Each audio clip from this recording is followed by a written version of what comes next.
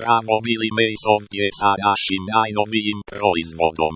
Da li vam se ikada desilo da vaše retardirano tursko dijete počne praviti grafite turske zastave po kući i vi želite da ga kaznite na što gori način? E pa više ne trebate tražiti. Jer uz naš najnoviji izum, srmoniku, vaš ostatak sperme će polako početi da umire od bolova. Sada se vjerovatno pitate kako srmonika radi.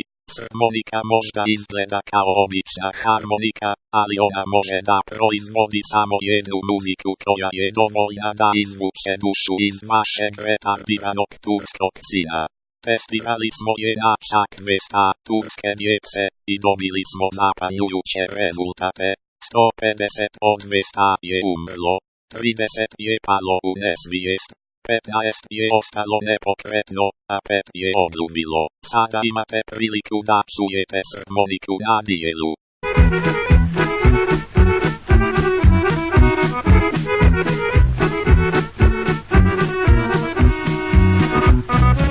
Zato nemojte čekati da vaše dijete postane skroz tursko, ubijte ga na vrijeme.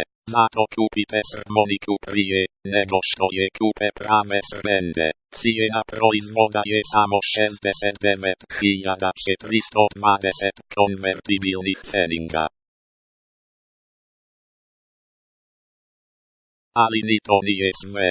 Ukoliko vam je sin već napravio grafit turske zastave i želite da ga uklonite, predstavljamo vam još jedan izum. Srijevo skida grafit ko što ste ga vi skinuli kad ste pravili sina.